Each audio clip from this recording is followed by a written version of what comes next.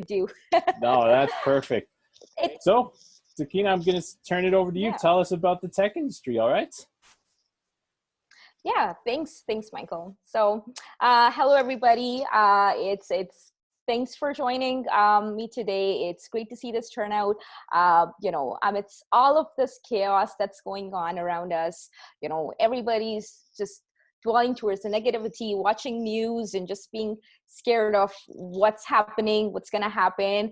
Thought we'd take it on a bit of a lighter note and also focus on all the positive that's happening around us, because that, people tend to just worry more than actually, leverage this opportunity to their advantage. So thought I'd share my career tips and technology with you guys. So let me just share my screen quickly here. All right, sorry. I hope you could all see my screen. Just let me know when you're ready. Can everybody see my screen here? Okay. All right. Perfect. So, I guess Michael gave a little bit of an introduction for me here, but thought I'd tell you a little bit about myself. I moved to Canada 6 years ago, and my journey's been a bit of an interesting one. I've lived in 3 different countries and I've worked in a diverse range of industries. Obviously, that's also related to my move and relocations, but I started out from education. My very first position was at a school, and then coming back to education in my current role at Lighthouse Labs, where I support the job seekers with their job search, including resumes, cover letters, employer communications, and I also work with employers supporting their hiring needs, and seeing how I could connect the dots between the two if there are appropriate positions opening up at the employers. So I also get some great intel into the market through that. So I've put up a screenshot and a snapshot of my LinkedIn here for you guys. Feel free to connect with me on LinkedIn. I'm also going to provide you with all the links that we'll be talking about during this presentation today. So don't worry about them while I'm talking. Michael will be sending those to you right after the workshop today. So before we get started with the tech industry, why don't we get some participation through you guys into the chat box? Just let me know, what industries you're coming from, what kind of exposure you've had. Just one word, just say HR, accounting, technology, whatever, fields you're coming from. It would be nice to kind of get a feel for the audience here. So awesome. I do see some social services, career development. Okay, awesome. You're coming from the same background as me here.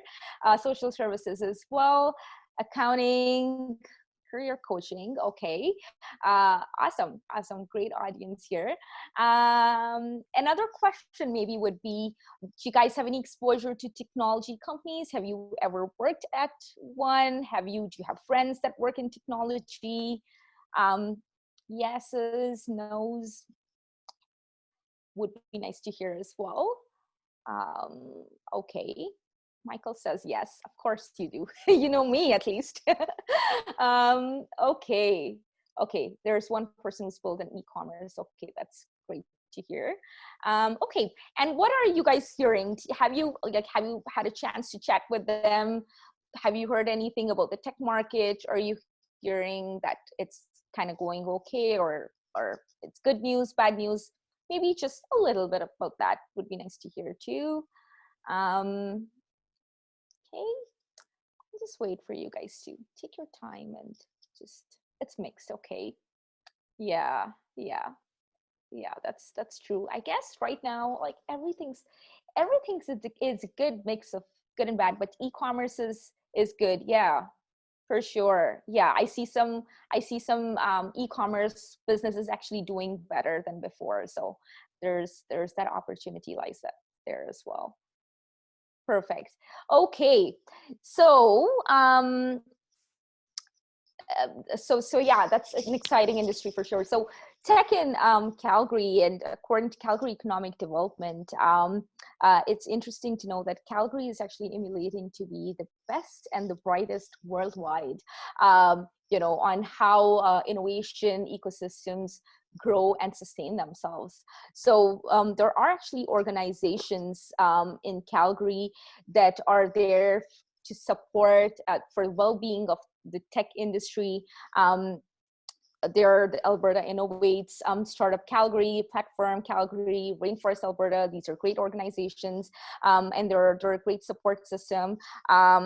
There were talks about investing about $7.5 billion from the tech companies within Calgary by 2022, and it's support and the growth within this industry has actually been a huge factor in emerging Calgary from its downturn that we've all been facing since 2014. But what's happening right now, and what's the future? I guess is a much bigger question these days, because there's with so much uncertainty about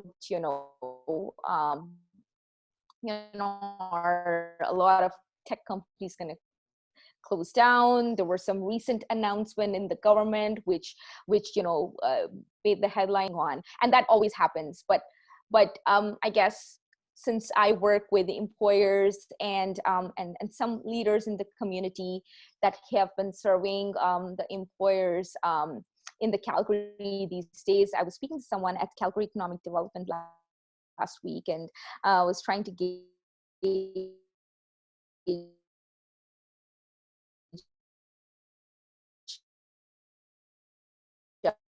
what have they been hearing, because they support the tech community really well here.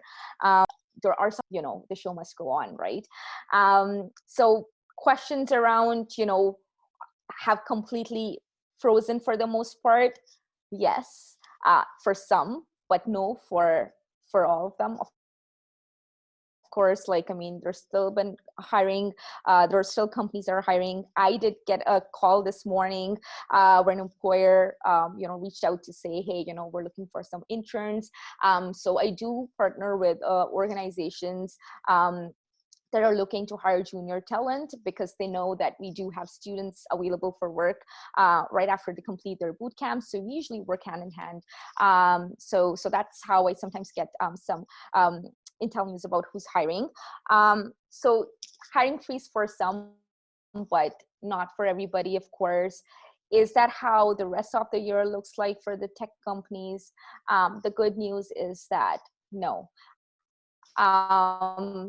It's just, the dust is still, a lot of the companies were just not prepared for moving to a remote work setting right away after the local emergency was announced.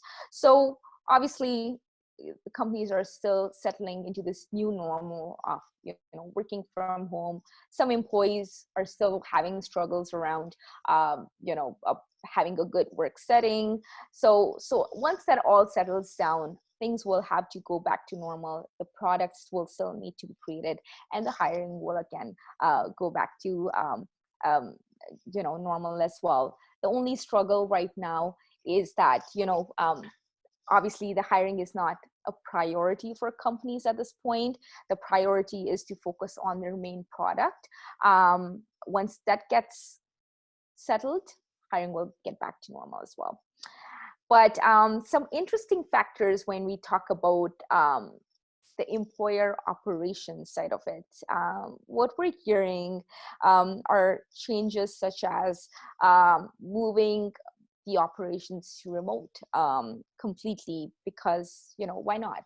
They save on their budgets by cutting the overheads of leases or utility bills. Additional benefits to it are actually employees not having to commute. They get this work-life balance. Employers are actually happy about being able to worked remote, which was a bit of a I could say employers were a bit worried about trying that out before, but now that we're all thrown into this without having a choice, employers are, figuring out that, okay, well, this is going well, so why not save um, on our leases and whatnot. Some employers might go into a hybrid setting where they have some remote work and some requirement of coming into the office, employees working on a rotational basis where they don't have to come into the office every day, so hence not a bigger office required. In all cases, remote work is going to be the new normal, or just an outcome out of the situation. But what that also means is that opportunities are endless for anybody who's looking for work anywhere within Canada. So employers that had difficulties supporting relocation costs, or the uncertainty around the new hire, if that would work out. And right now, if they move into a remote setting, or if they get comfortable with this new normal, they're able to hire from any city, which also means, employers sitting in Toronto might consider securing talent from Calgary. We did have a really big event 2 weeks ago, which is where our students do present their final projects to the employers in a science fair setting. It's usually a local event where employers come in, but obviously we had to move it online, where we not only opened it up for Calgary employers, but it was open for employers throughout all the cities that we operate in. So the event started out in the morning from Toronto, Montreal, and Ottawa from the East Coast, and then moving into the West Coast, into Calgary, Vancouver, and Victoria. So it was an all-day event where there's a demo day for employers, and then there's a demo day for public, whoever wants to attend. And an employer watching presentations from Montreal really loved a project that the Calgary students created. They created a really cool game, and the Montreal employer reached out last week and said, hey, I love resumes from this group that presented this game. And so that's where we talk about the opportunities that lie within this whole situation. And that's why I like to put up this quote here about the opportunity that, a pessimist sees difficulty in every opportunity, and an optimist sees the opportunity in every difficulty. So, when we talk about, dealing with a situation, there are two ways to deal with it. The choice is yours. Either you see the negative side of it, be completely pessimist and just whine and completely lose it, or you look at the positive side of it, understand this is the situation that we're all in right now. How do I make the most out of it? How do I focus on the positive and leverage this opportunity to my advantage? So I feel that's a great one to reflect upon these days. And that's why I also bring, some tips and tricks that we share with our students at Lighthouse. So the first one is online events. Now, you must have heard a lot about it. You're attending one right now, and I don't want to sound like a broken record, but online events are definitely, the way to go these days. There is no reason to not attend these online events these days. You don't have to find a parking in downtown, or you don't have to go late in the evening to be able to attend an event. You're at the comfort of your own home, meet the industry leaders, gain some knowledge, see some new faces, get to know about, see some familiar faces, see some new faces, and, be aware of the community, of the job market, and learn something new. So my two go-to platforms that I really like are Eventbrite and Meetup. You can customize them to your own preference. Again, I've put up links for all the events and all the links that we're talking about, but one that I'd like to highlight is through Rainforest Alberta. We make it a point to attend when possible. That happens every Wednesday. It's called the Lunch Without Lunch, and it's an awesome one. I see every time I attend, I get to learn so much about the community. And that's definitely an interesting one. So that's happening tomorrow. I've got links for you there as well. The next one is having a buddy. Okay, now I cannot stress enough on how massively important it is these days. Having a buddy, what it means is to have a partner in crime within your field. There's lots of people out there in the job market right now who are in the same field as you, who are also looking for work. I've tried it myself when I was looking, where somebody just reached out to me to say, hey, you're in the same field of HR. I'd love to connect. I'm new to the city. We decided to hop on a call, and then we eventually decided to meet at Rainforest, Alberta, Lunch Without Lunch. And from then on, we actually met with a group of people there. We created a WhatsApp group. We stayed in touch. Sometimes we just called each other, talked about what events were happening, which could we attend, or just talking about, sometimes just whining about the job market even helps. Just knowing that you're not in this alone, and having a buddy more than anything is just super important these days, because it's very easy to get off track and think, okay, nothing's going right, I'm sending out that many applications, and it's just really easy to get out of track if you're doing all of this by yourself. So having a buddy is definitely something that we encourage our students to. We're more geared towards technology, so we usually tell them to have a project to work on with somebody they'd like to work with. Make it a point to hop on a call, have video chats. Video chats are super important. It's always great to be able to see someone. I know that I don't really see anybody on video on today, but remember, that's a really important tip.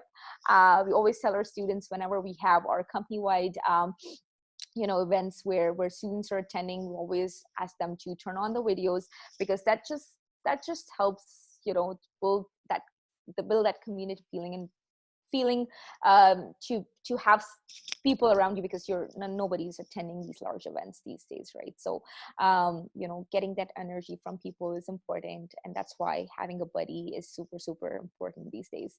Setting goals and deadlines. Okay, so what we think is that, since we're all home, we are not able to really we're not really doing activities that we usually do.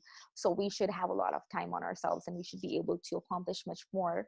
But the reality is that when you're home, you're actually, it's really easy to get distracted, and you think about, okay, well, let's wash the dishes while I'm doing this, and that's how the time, you don't even realize how much time you waste like that. So setting goals and deadlines, super important. Either it's sending the number of job applications in a day, or number of people you would like to connect with, having a writing project, and the list goes on. Whatever it is, you better have your set goals and deadlines that you hold yourself accountable for, or have a buddy that holds you accountable for. Especially important when you're quarantining these days. And then be creative. Obviously the competition's always tough out there. We've been facing this downturn in Calgary, where we've been hearing this for a long time, where there's lots of competition, a lot of people job searching. But what it really means is that everybody has a niche. You need to know what you're good at. What is it that you could improve within yourself? Obviously there are there are things that you're already good at, and there are things that you think you could get better at, and find your niche there. And that's where I bring some online upgrading platforms as well. Obviously, you might have heard about all of these already, but I've got links for all of these for you, which links to the free courses that these platforms are providing these days. In response to COVID, LinkedIn Learning has some courses that are available for free. They might add more: Coursera, Udemy, and you get certifications for these courses as well. So leverage this time to your advantage. Again, have these courses on your resumes, your LinkedIn's, obviously, again, focus on the positive and do not dwell towards the negative. That's where I also thought, I'd talk a little bit about what Lighthouse Labs has to offer. So there are free courses that we offer as well. Who doesn't like free courses? So again, links to the free courses that we offer. They're usually the basic web development intro courses to kind of get a feel for what web development looks like. Is it for you? Is it not for you? We also do offer some part-time programs over a period of 6 weeks instead of 12 weeks. So our full-time boot camp is a 12-week program, 12 hours a day, a pretty intensive one. If that's not for you, or if you'd like to get started with a part-time program, we've got those as well. And then a scholarship program.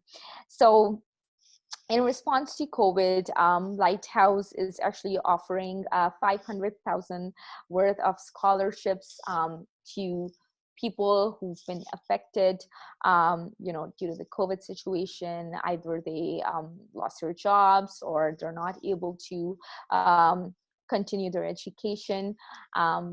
So Lighthouse Labs is offering the scholarship program for full-time and part-time programs.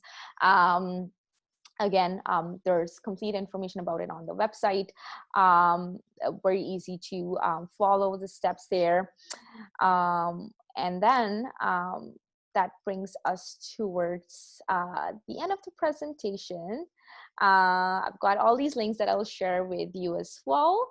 Happy to answer any of your questions. Thank you for listening to me for half an hour. So I'd like to keep it open for questions. Feel free to use your mic if you want, or you could just chat if that's what you prefer. No, that's great. Thanks, Sakina. That's wonderful stuff. Yeah, and like she said, if you do have any questions, then feel free to use a chat box, or even just unmute your mic and then start talking. To keep it relaxed, keep it fun.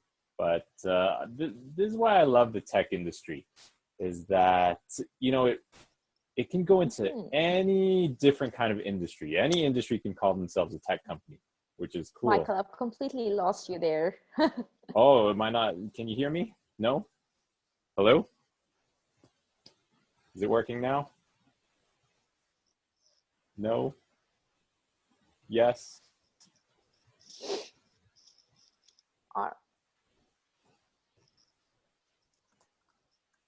Speaking of technology. It's an interesting question, because a lot of our boot campers, or the students to Lighthouse, are actually coming from an engineering background. So, a lot of them actually come from an electrical engineering background. And since oil and gas, the industry has a lot of people have been wanting to move out of it and move into this new world of technology. Hey, Michael. We completely lost you there. Like, you started out your sentence and then we don't know where you went. Yeah, speaking of technology. Yep. That's, all right, I'll just remove that. So yeah, speaking of technology, right? Because we completely lose people like that on our meetings too. Yeah, yes. We can hear you now. Okay, perfect. Yeah, sorry about that. The joys of working at home with the family. You always have kids who also want to watch TV, jump on Netflix at the same time. I know. That's why we talk about setting priorities, because, you know, it's really easy to get distracted at home, isn't it? Oh, for sure. Easily. I mean, if anybody does have any questions, then feel free to jump in on the chat, or even just unmute your mic, ask some questions, and join in. Yeah, I guess it would be nice to hear some voices, because it felt like I was talking to nobody there. So I see some questions here, but yeah, the engineers for sure. Like I mentioned, I was talking about that. There are a lot of students that actually find it familiar coming from an engineering background. Electrical engineers have done some kind of coding while they're on their engineering program. So it's a pretty transferable field to move into from engineering. Sorry, I guess somebody muted their mic. What are some of the pathways that people can use to move from engineering into tech? Right. So so some of the students that we had in our last batch moved from, you know, a pure oil and gas engineering position and chose to move into tech through this boot camp. You do not require to have any previous experience in coding. What all you need to have is passion for coding. Anybody can code, but it's anybody can code, but it's not for everybody, right? So what that means is that if you have a passion for it, a program as short as 3 months could actually help you move into technology. There have been students who had absolute no experience coding, and they decided to take this boot camp. They probably found it a bit more intense than somebody who's coded before, but at the same time, you know, they were able to go through the program. You know, obviously required more support from mentors, and that's what it's all about. We teach with a polyglot mentality, where, you know, you're given the tools, you're given with all the knowledge that you require, and then there's the support that's provided to you throughout the day, where, you know, you are building, you're facing issues, and then you require or ask for assistance, and that's how you build. It's not, we don't spoon feed you with everything. It's more about getting some lecture time, then getting some time to build during your class, and then asking questions and solving problems as you go. So moving from engineering to technology, what all you need is passion for coding and a desire to put in that time and effort that goes into learning coding. So Sakina, in the tech industry, you can kind of divide it into sort of two main positions. So you've got the side with all the programming, the developers, the people who sit in front of the computer. And then you have the other side, more of the admin support, more of the support to those people. Let's say that somebody doesn't have those skills or isn't interested in doing the coding, but they are interested in the tech industry still. So could you maybe comment a little more about those other positions, maybe in the tech industry, that people might be interested in looking into a little more? For sure. So there are a lot of positions that come up for project management, you know, or a support analyst. These positions are related to technology, but aren't related to coding. Obviously, we don't really focus on that area. We do keep it open for students to move into that direction if they wanted to after coding.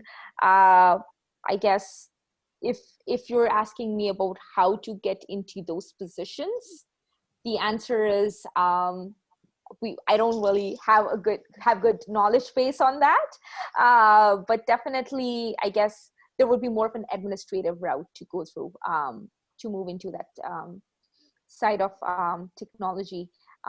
There are some students that take our program, and given the market and, you know, given the situation we're in, they have kept themselves open to even work through those positions and then move into coding. So yeah, people could take that route as well. Yeah, and from what I've heard and from what I know, that there's lots of positions open for like project management, which you talked about, and even product management, which is a little different from project management.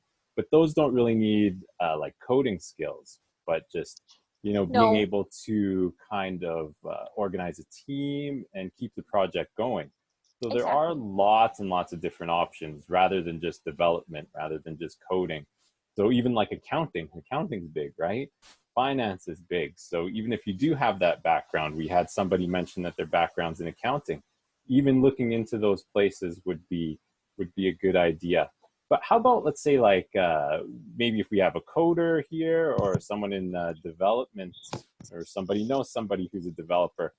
Now, what would you suggest, or what kinds of tips could you give for, let's say, maybe an interview or maybe in applying for a position? How could somebody apply for a position with a job, and what would that look like?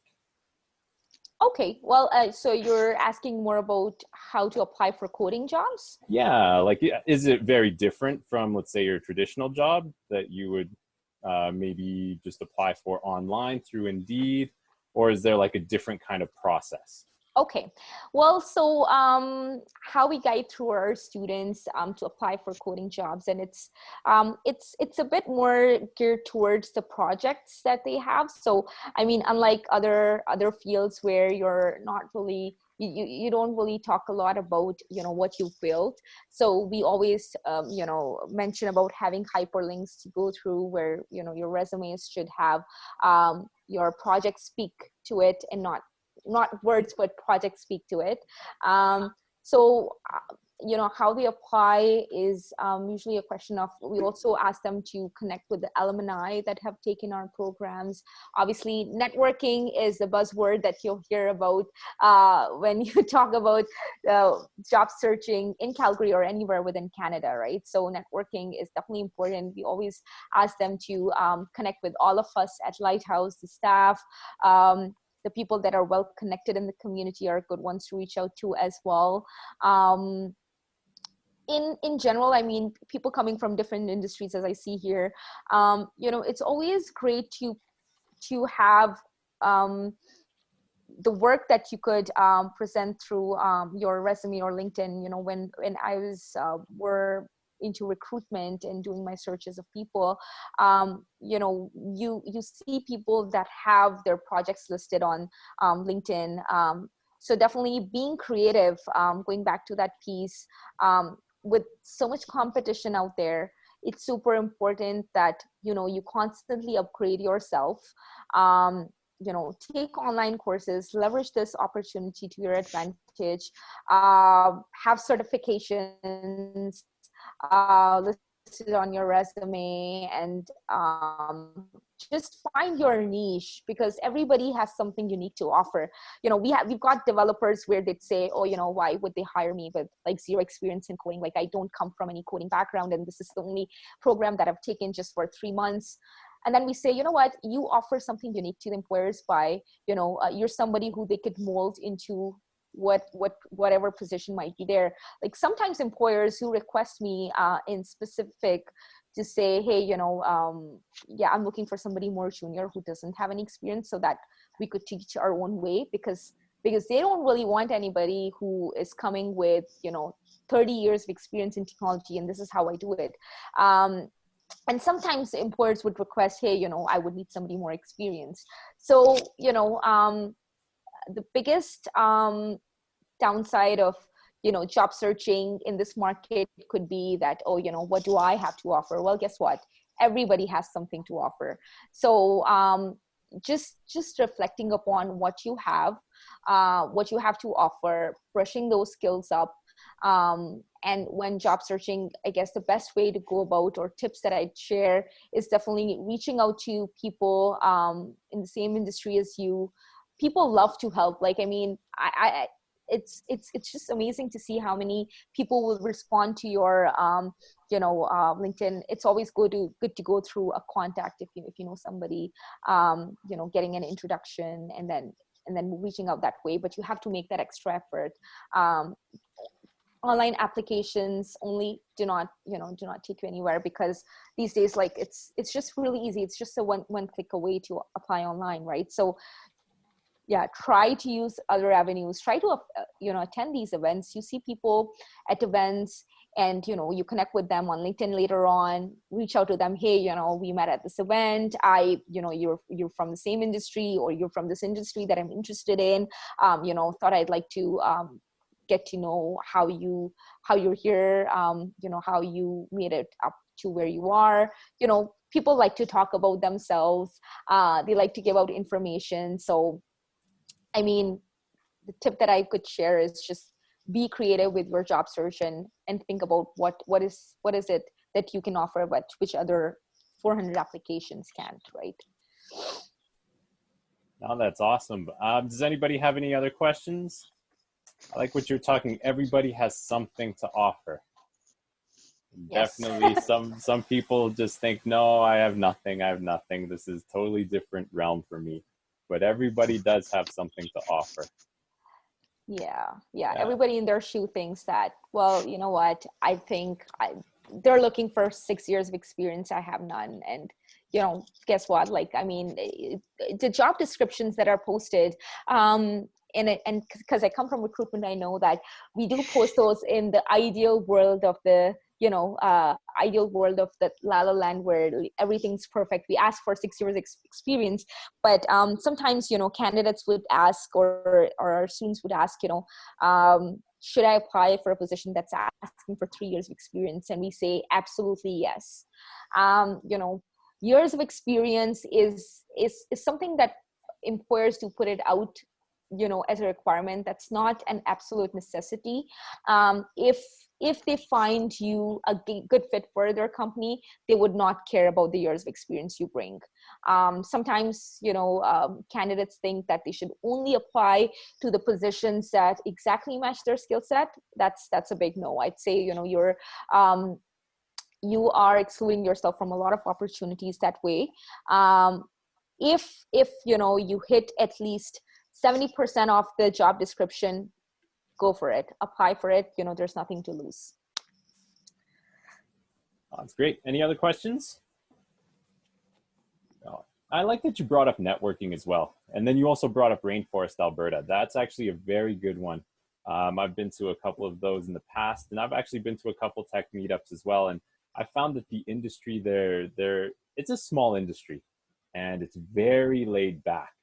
If you go to career fairs and then you're looking in, let's say, for example, like banking, then quite a bit of the time they're going to say, okay, apply online.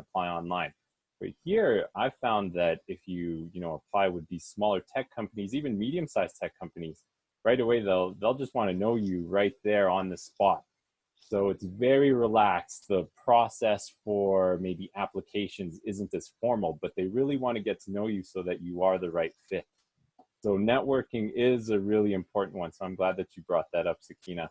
It's all about the right fit these days. It's not about the technical skills or the hard skills that you bring. So I see a question around the engineers and how to get into technology. I mean, if you have the desire to learn and passion, the companies could teach you the technical skills, but they cannot teach you to be passionate about something. They cannot teach you to have an interest in, coding, or interest in whatever field that may be.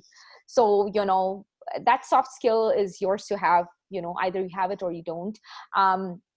As long as you become a good fit for a company, they would be more than happy to teach you the technical skills of it. So, I don't know. I see some mics turning on. Are there questions for people wanting to talk, or is it just that that's me?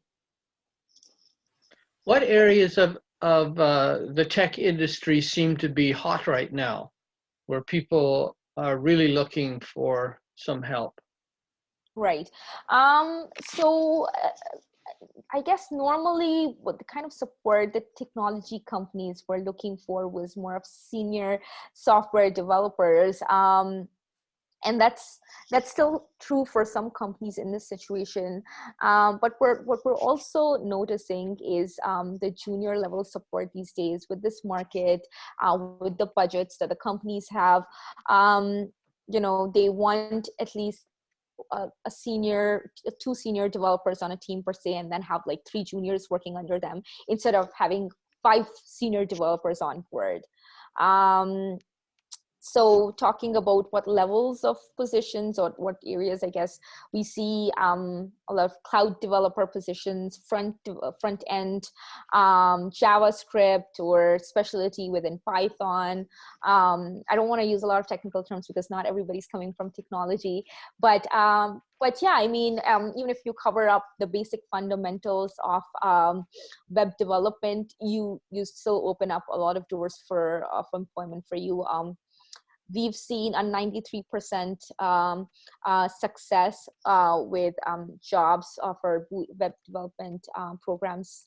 Students find jobs within 3 months of completing them. So 93%, we really, that's what we're striving for right now, to keep at it and actually get better with time. But with this situation, we're still trying to keep up with that percentage of hiring within 3 months. But yeah, I mean, the demand right now, I guess I see a good mix of positions. Like you hear about a lot of hiring freezes right now. It's just a bit of a slowdown, but I still see some full stack positions. And then I see some positions within specialized areas of, say, like some kind of development, front end or back end, or you know, focusing on some areas of it. So I guess it's a good mix. I can't say that I'm only seeing the junior dev positions opening up. That's not true. Yeah, I guess as companies are getting used to this new normal, there have been some new requirements that they're trying to fill. Okay.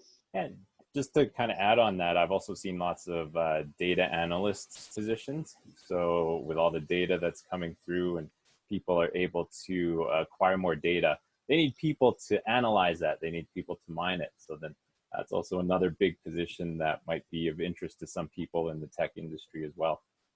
Yeah, I'll put up the links, but yeah, we do offer data analytics courses as well. So that's a new one that we added as well. So yeah, data is big. Like, I mean, people love to analyze data and just watch that numbers go up and down. So I guess that's why people like to see what's happening in the market. How's the labor market? What data can we dig into? So yeah, so if you're a math person, that might be your thing. yes. So here's why this is such an important industry, that I feel it's such an important industry. So the other day on LinkedIn, they did, there was this little article that I read, and it talked about the top 10 hard and soft skills of 2020. And 4 out of the top 5 hard skills are tech skills. So you're going to get things like blockchain, cloud computing, AI, and UX design. So if you've ever considered taking up some kind of programming language, then right now is the best time to learn. Especially, I mean, Lighthouse has great programs, but Sakina even talked about some of those online programs, even just to get started, just so that you can see, you know, is this really for me? Do I really want to make a career out of it?